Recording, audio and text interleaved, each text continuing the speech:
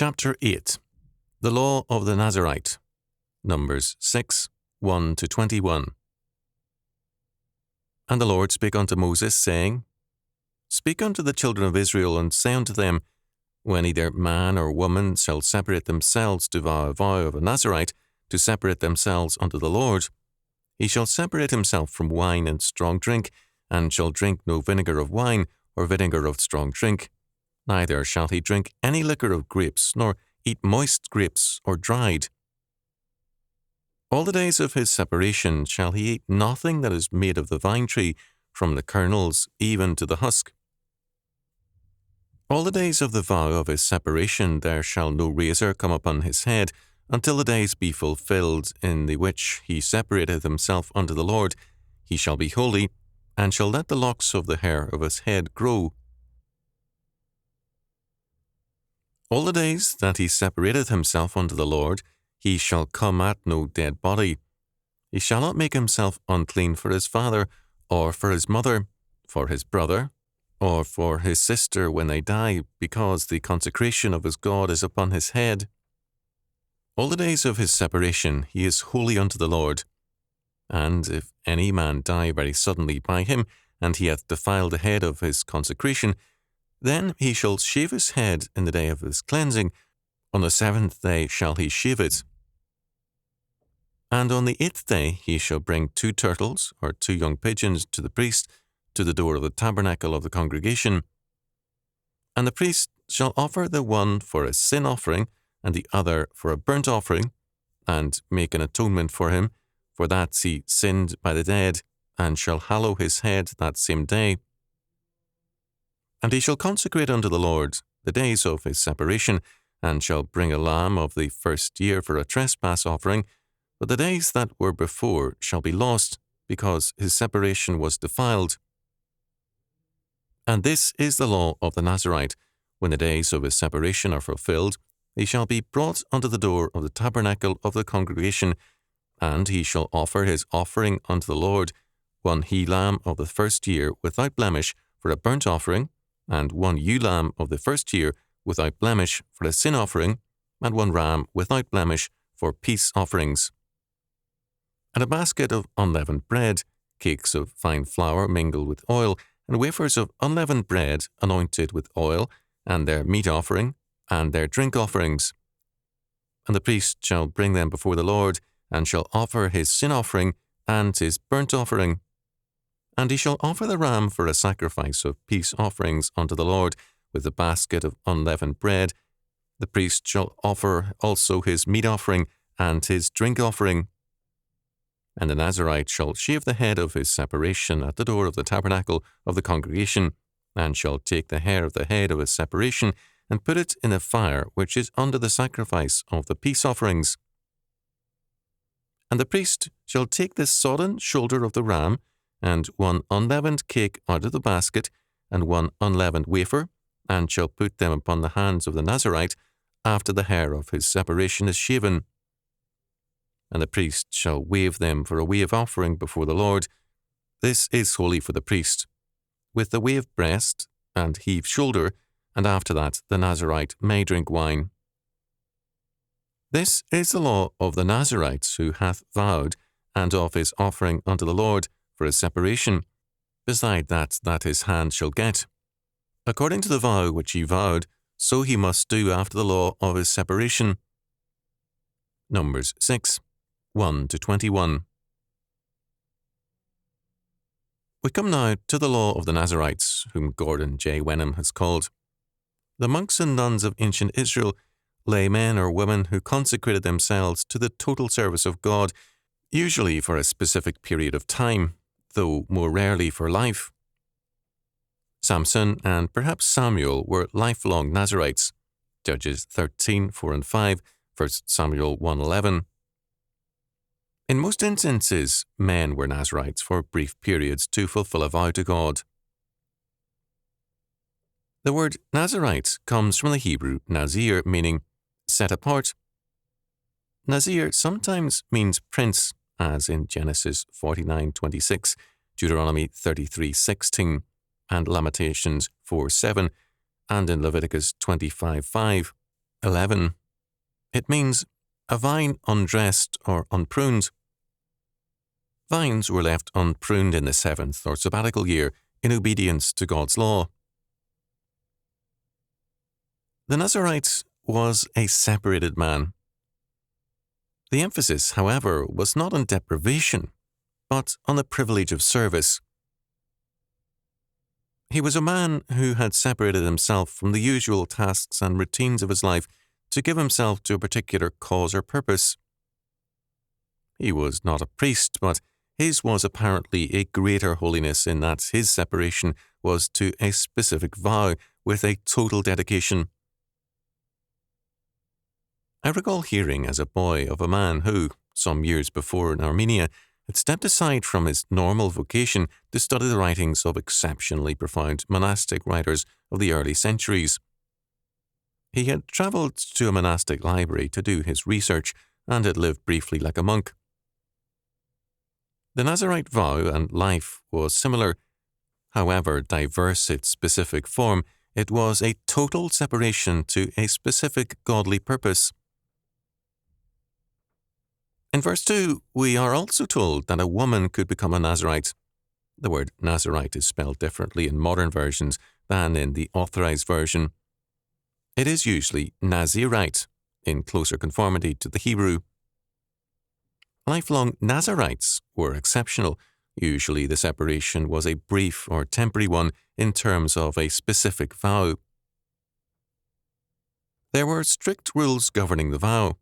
The first rule was abstinence, not only from wine and strong drink, but also from everything connected with grapes. Because the term Nazarite had reference to being unpruned and totally dedicated to God, the person taking the vows separated himself from any produce of the vine to indicate that he was observing a Sabbath. All men were required to observe every 7th year as a sabbatical year. The Nazarite vow was for an extra Sabbath of a specified duration, from a few weeks to a year or more. Because of the observance of Sabbath years and the requirement of no debt beyond 6 years, people lived relatively debt-free and without long-term debt.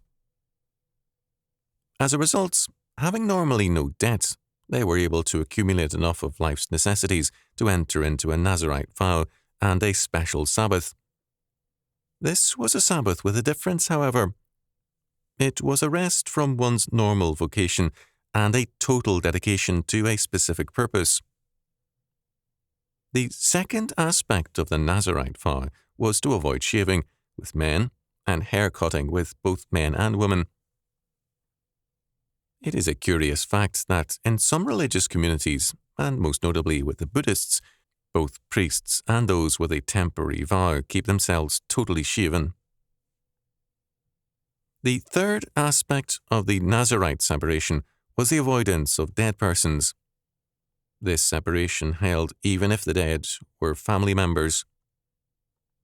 The Nazarite separation meant a total giving of himself to life, and hence contact with the dead was defiling.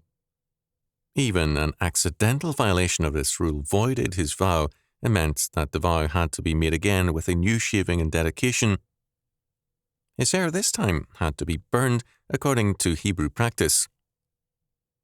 A sacrifice had to be made to renew the vow, 2 doves or pigeons, compare Leviticus 12:8, compare Luke 2:24, Leviticus 14:22, a guilt offering. A lamb had to be brought also, verses 10 to 12. One dove was a sin offering, the other a whole offering. The sin offering was to restore communion with God because of the inadvertent violation of the vow, and the whole offering set forth total dedication to the Lord. The guilt offering was paid to God for the loss of what was his due. Compare Leviticus 14:12. The Nazarite vow then could be remade, and a fresh start undertaken. This was very important. Men tend to believe that the routines of life take priority over other things. These requirements make it clear that a man's dedication to God's work takes priority, and any interference with that exacts a price. On the completion of the vow, there was again a ceremony. First, the Nazarite offered sacrifices, verses 13 to 17, at the tabernacle or sanctuary. All the regular offerings were made: a burnt offering, a peace offering, thank offering, drink offering, and so on. Second, the Nazarite was again shaved to indicate the end of his vow, and normal activities were resumed. It is of interest that the old Hebrew rule forbade the Nazarite to fast.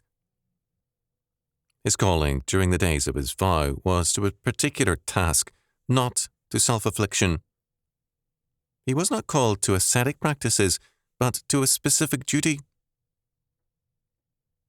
Proverbs 20:25 warns against taking a vow rashly.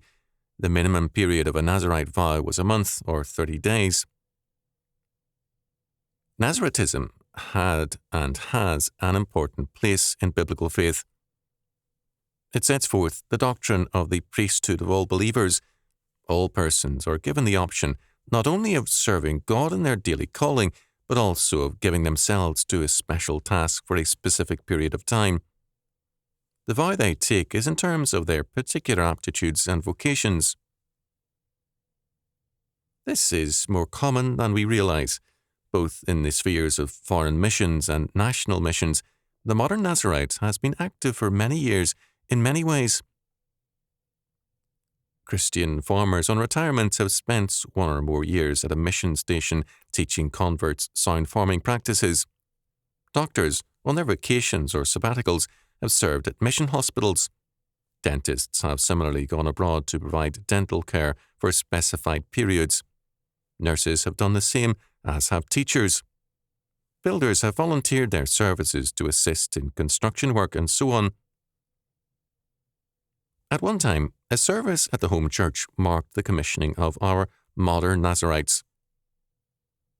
At one time, such persons carried a distinguishing mark of some sort, but all identifying Christian symbols are uncommon now because of the hostility of an anti-Christian nature. Nazaritism needs more attention and notice. Its existence is already an important factor.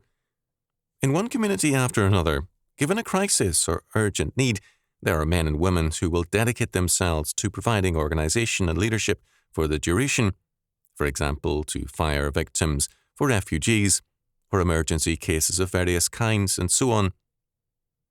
All this is an aspect of the priesthood of all believers. Wenham observed that, in holiness, the Nazarite was regarded as equal to the high priest. While their functions and status differed, the Nazarite was important because his vow and work represented the faith in action. A variation of the Nazarite vow was the pilgrimage journey of the early church and later. The first known pilgrim was Melito of Sardis, circa AD 190, who travelled to Palestine and to Sinai to verify biblical data. Eusebius, in his Ecclesiastical History, identified Melito as a scholar bishop who sought an accurate statement of the background of biblical history. Later, perhaps about the 6th century, pilgrimages were often imposed as a public penance. Earlier, some had undertaken it as a voluntary penance. Melito's pilgrimage was to accomplish something, whereas later pilgrims had devotions or penance in mind. Biblical Nazaritism was more concerned with dedication. The vow had a positive content and was voluntary. It was this voluntary dedication which set it apart as evidence of the priesthood of all believers. God commands every believer to be holy. Nazaritism gives us instances of separation to holy tasks, which are different from our daily duties. Separation, however, is a constant duty in every area of our lives, as persons, families, congregations, and nations. St. Paul sums up the matter in 2 Corinthians 6:14, where he forbids unequal yoking. His source is Exodus 23:31-33, 34:12-16, and Deuteronomy 7:1-4. where God forbids all military alliances, in war or in peace, with uncovenanted and unbelieving peoples. God's curse is pronounced upon all who enter into marriages and alliances with the ungodly, Deuteronomy 7:4. It is possible and common to enter into a marriage with someone who pretends to be a Christian, but to mistake an ungodly nation for a Christian one is difficult.